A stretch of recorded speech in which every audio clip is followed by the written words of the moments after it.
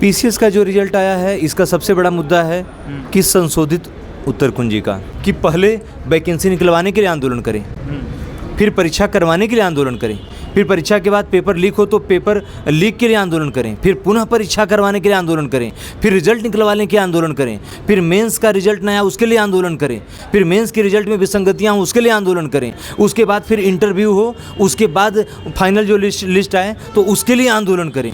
तो आंदोलन की पूरी कहानी तो आप ही सिखाते हैं। अगर आप फेयर तरीके से सब काम करते, निष्पक्ष तरीके से काम करते तो आंदोलन की नौबत क्यों आती? ऊपर से आप कहते हैं कि ये आंदोलन जीवी है। आंदोलन करना तो सरकारें सिखाती हैं। छात्र हैं और आप पीड़ित हैं, और नहीं भी अगर पीड़ित हैं तो आप इस पीड़ा को अगर महसूस करते हैं कि छात्रों के साथ गलत हो रहा है और कमीशन अपने मनमाने रवैये पे है, तो आप इस मनमाने रवैये के खिलाफ कुछ बोलिए ना। आगे बढ़ के इसको आप देखिए, आपका मुद्दा कल आप निकल जाएंगे, ओवर हो जाएंगे, या मान लीजिए आप एग्ज़ाम नहीं देंगे कोई और आपका, या मान लीजिए कहीं और आपकी नौकरी मिल गई, तो आप अपने आने वाली पीढ़ियों के लिए नहीं लड़ेंगे। इसलिए ये 15 तारीख को जो आयोग के गेट संख्या 2 पे पहुंचने का जो आह्वान किया है वहाँ के छात्र नेताओं ने, मुखर्जी नगर, करोल बाग और 75 महाजनपद बिहार पटना के जो छात्र, सब लोग इसमें भारी मात्रा में पहुँचे। बिहार के भी लोग पहुँचे। मैं उत्तर प्रदेश से था, लेकिन बिहार के री एग्ज़ाम में मुखर्जी नगर में मैं 2 महीना तक सड़कों पे से लेकर लाइब्रेरी तक हम लोग कंधे से कंधा मिला के एक किए थे। तो बिहार के भी जो लोग हैं, आप अगर उत्तर प्रदेश वालों का कर्ज चुकाना है तो आप लोग यूपी के इस 15 दिसंबर के महाआंदोलन में आप भी अपने संघर्षों की आहुति दें। आइए और आप कंधे से कंधा मिला के आप इसमें अपना सहयोग दीजिए, और आपका सहयोग अपेक्षित है। मैं हाथ जोड़ के कह रहा हूं कि आप सारे छात्र 15 दिसंबर को महाआंदोलन में पहुंचें और अपने अधिकारों की लड़ाई में पूरी जीवटता के साथ, पूरी शिद्दत के साथ अपनी आवाज़ मुखर करें। तो नमस्कार, आप सभी का स्वागत है। यूपी पीसीएस प्री अभी रिजल्ट आया और रिजल्ट को लेकर काफ़ी छात्रों के बीच में चिंता है। इस प्रकार की चिंता कि रिजल्ट से खुश नहीं है, और इनके चेहरे को आप जानते ही होंगे, लगातार छात्रों के मुद्दे को उठाते रहते हैं। 15 दिसंबर को कुछ ऐसा होने वाला है, आंदोलन करने वाले हैं छात्र इसी मुद्दे को लेकर के कि छात्र पीसीएस के रिजल्ट से खुश नहीं है। तो इनको प्रयागराज में भी देखा होगा, ARO का एग्ज़ाम जो आंदोलन हुआ था उसमें भी, पीसीएस में भी आंदोलन हुआ था, उसमें भी, बीपीएससी में भी आंदोलन हुआ उसमें भी, और कई बार इनको जेल भी जाना पड़ा, पुलिस ने पकड़ कर भी ले गए। लेकिन आज जो मुद्दा है यूपी पीसीएस का, फिर से वही मुद्दा सामने आया है कि कई छात्र आंदोलन कर रहे हैं। सारे के सारे छात्र 15 दिसंबर को कुछ नया करने वाले हैं। आनंद जी, बहुत बहुत स्वागत है आपका। धन्यवाद। और क्या कहने वाले हैं, क्या है मुद्दा? ये मुद्दा तो काफ़ी समय से चल रहा है, कोई इस पीसीएस का रिजल्ट ये मुद्दा नहीं है।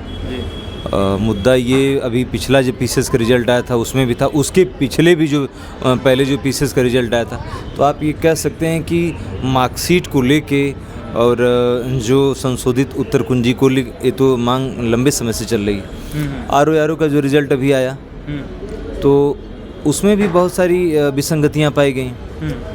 छात्रों का लगातार आरोप रहा, उसमें तो हम सब थे।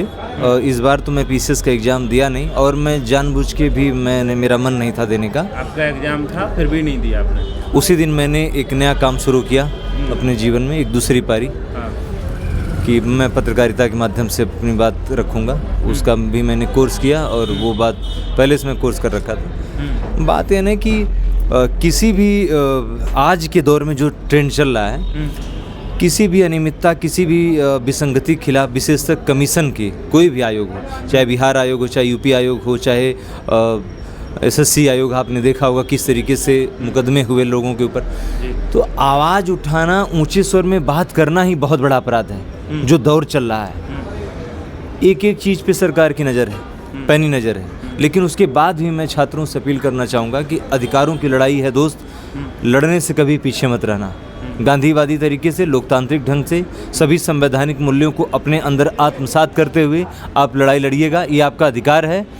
आप पढ़े लिखे लोग हैं, कभी हिंसक मत होइएगा, लेकिन अपनी लड़ाई जहाँ भी लड़ना पड़े आप लड़िएगा। हम सब लड़े लड़ाई, लेकिन मेरा अब चूँकि मैं इसमें अब मुखर इसलिए नहीं हूँ क्योंकि मैं अब एग्ज़ाम में नहीं दे रहा हूँ। अब मेरा सिर्फ एक ही कि मैं असिस्टेंट प्रोफेसर का एग्ज़ाम दे रहा हूँ, बाकी सारे एग्ज़ाम मैं अब नहीं देता, बंद कर दिया मैंने।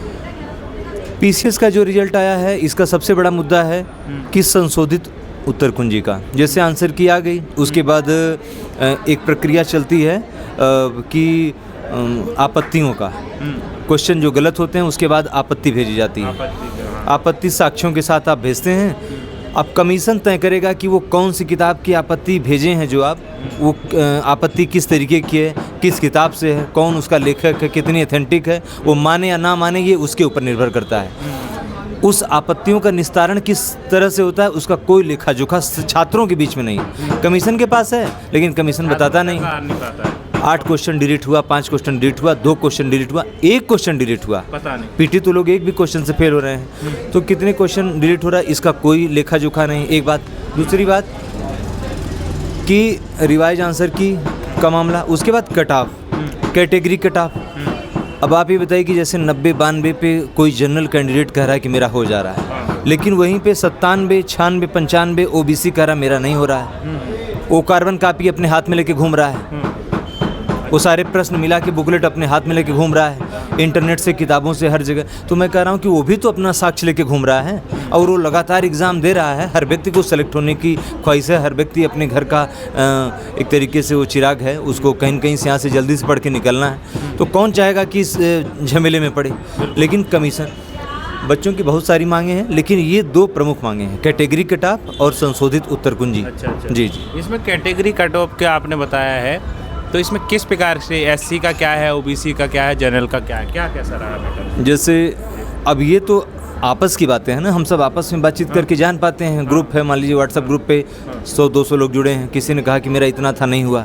टेलीग्राम पे मान लीजिए अलग अलग ग्रुप है, तमाम कोचिंगों के लोग आपस में, किसी ने कहा मेरा 86 पे नहीं हुआ, मैं 80 हूँ, मेरा 86 पे नहीं हुआ।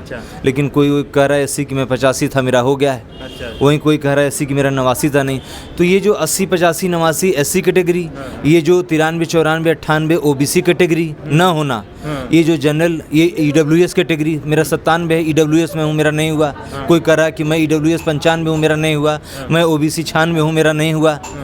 तो ये जो खेल ना, ये समझ से परे है, कुल मिला जुला के पारदर्शी ढंग से नहीं आ पा रहा है। तो बात है कि जो आपके वैल्यूज़, जो मूल्य आप धारण करके बैठे हैं कि मैं उत्तर प्रदेश लोक सेवा आयोग में निष्पक्ष रहूँगा, मैं अपने कार्य पद्धति में मैं पारदर्शी रहूँगा, मैं पूरी तरीके से जवाबदेहिता को धारण करता हूँ, ये तमाम जो मुद्दे हैं, इसको जो वैल्यूज़ हैं उसको मैं अपने अंदर रखा हूँ। लेकिन मैं इस पर चर्चा नहीं करूँगा, ये मैं आपके बीच में कभी नहीं बताऊँगा कि मैंने कौन से प्रश्न डिलीट किए, मैं कैटेगरी कट ऑफ क्यों नहीं दिया, मैं संशोधित उत्तर कुंजी क्यों नहीं दिया, ये मैं नहीं बताऊंगा। मैं बताऊंगा तो मेरी पोल खुल जाएगी और आप हंगामा खड़ा कर देंगे। तो हंगामे से बचने के लिए वो लगातार जो है कि इससे कन्नी काट रहा है। तो कन्नी कब तक काटेगा? तो अब अभी कल ही आप लोग इकट्ठा हुए थे, इससे पहले भी थोड़ी वो 8-10 छात्र थे यहाँ पर मुखर्जी नगर में जी। अब क्या करने वाले हैं आप? अब प्रयागराज के जो पिछली बार आंदोलन को प्रयागराज में नेतृत्व किया था उन्होंने, आशुतोष पांडे जी, राजन त्रिपाठी जी और भी बहुत सारे लोग हैं, पंकज जी हैं और शैलेंद्र, बहुत सारे दोस्त हैं जो लोग, यहाँ से भी बहुत सारे बच्चे गए थे, हम सब उसके हिस्सा थे पिछली बार। तो जाहिर सी बात है कि मैं फिर आप लोगों से कह रहा हूँ कि अगर आप छात्र हैं और आप पीड़ित हैं और नहीं भी अगर पीड़ित हैं, तो आप इस पीड़ा को अगर महसूस करते हैं कि छात्रों के साथ गलत हो रहा है और कमीशन अपने मनमाने रवैये पे है, तो आप इस मनमाने रवैये के खिलाफ कुछ बोलिए ना, आगे बढ़ के इसको आप देखिए।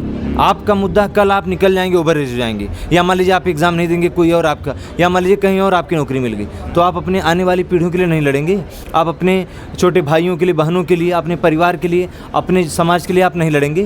तो ये तो व्यवस्था के खिलाफ लड़ाई है। अपने लिए लड़िए चाहे अपनों के लिए लड़िए, बात तो एक ही है। तो इसके लिए 15 तारीख को वहाँ पर महा आंदोलन होना है, ऐसा सुनिश्चित हुआ है। मैं भी देख पा रहा हूँ, लोगों से मैं भी मिल रहा हूँ।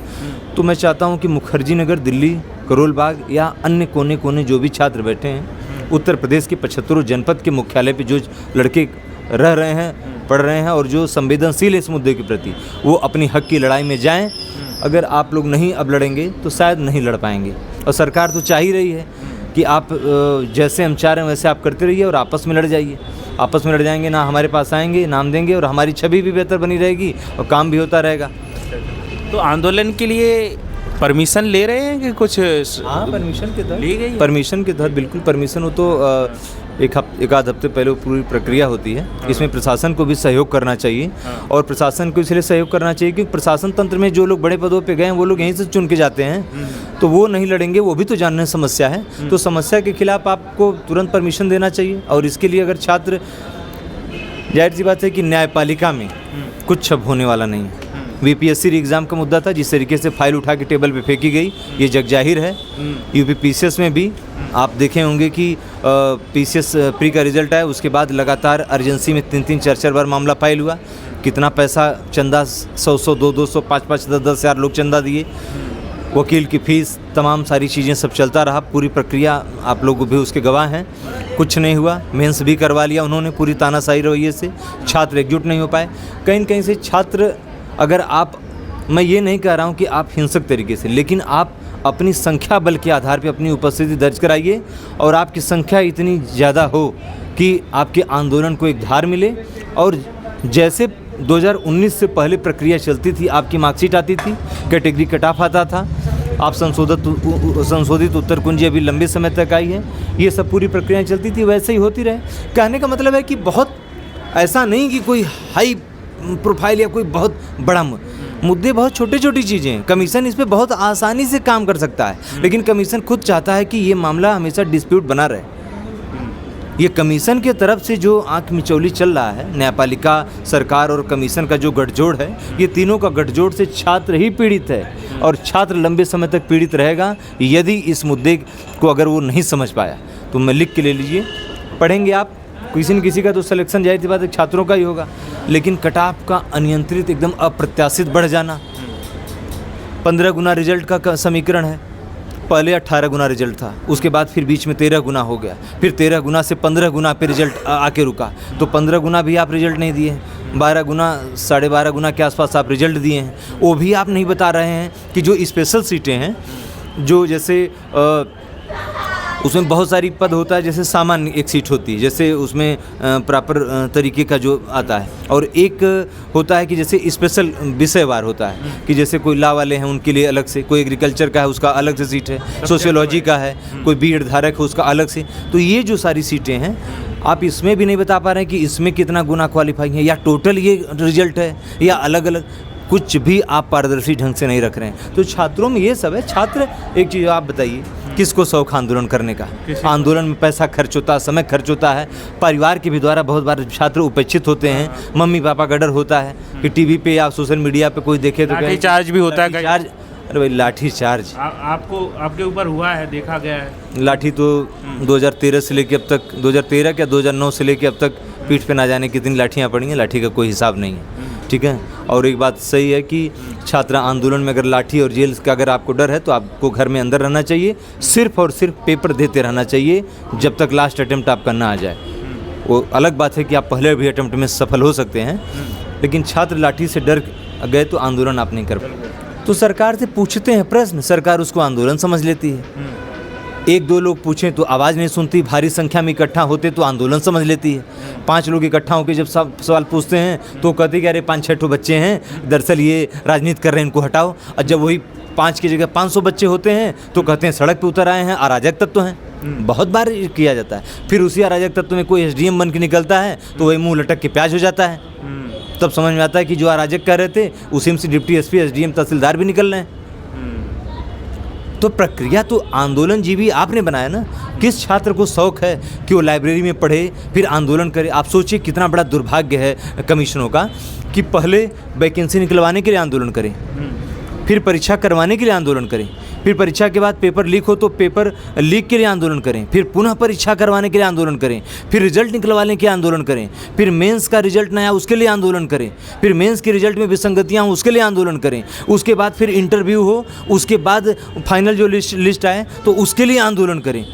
तो आंदोलन की पूरी कहानी तो आप ही सिखाते हैं। अगर आप फेयर तरीके से सब काम करते, निष्पक्ष तरीके से काम करते तो आंदोलन की नौबत क्यों आती? ऊपर से आप कहते हैं कि ये आंदोलन जीवी है। आंदोलन करना तो सरकारें सिखाती लोगों को। और मैं 2-4 नंबर से बाहर रह गया तो 2-4 नंबर से बाहर रहने वाली भी तो देखिए, ऊपर के जो लेयर होती है, जो पढ़ने वाली लेयर होती है, उसमें 25-30 पढ़ते तो सभी बच्चे हैं, लेकिन ऊपर से 30-35 हज़ार लड़के फाइट में रहते हैं, तगड़ी फाइट में, जहाँ एक एक पॉइंट में मामला चलता है। अगर वहाँ एक भी क्वेश्चन से कोई छात्र बाहर हो रहा है, और सबसे बड़ी बात है कि उम्र के लास्ट अटेम्प्ट में, आखिरी पड़ाव में अगर छात्र बाहर हो रहा है, तो इससे बड़ा दुर्भाग्य क्या होगा कि किसी कमीशन की गलत नीतियों का शिकार एक वो लड़का हो गया जो लंबे समय से प्री मेंस इंटरव्यू दे रहा था, और इस लास्ट अटेम्प्ट में जो उम्मीद थी कि हो जाएगा, वहाँ से भी वो बाहर हो गया। बड़ी दुख की बात होती है। बहुत दुख की बात होती है महाराज। पूरा एक लंबी कितनी बड़ी पूंजी खर्च होती है, पूंजी, आशाएं, उम्मीदें,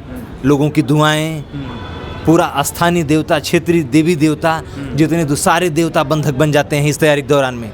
जो माताएं होती हैं, दीदी लोग होती हैं, भाभी लोग होती हैं, पिताजी लोग, ये दुआ कर कर के पूरा देवी देवता को बंधक बना के रखते हैं कि नहीं, जिस दिन सिलेक्शन हो जाएगा ये चढ़ा देंगे, वो कर देंगे, ये कर देंगे। एक एक देवताओं के ऊपर ना जाने कितना भार है सिलेक्शन का। पूरे भारतवर्ष में इतने बच्चे पढ़ रहे हैं, आप इसको हंसने की वाली बात नहीं है, ये बहुत गंभीर बात है, और ये बहुत गंभीर विषय है किसी भी धर्म में।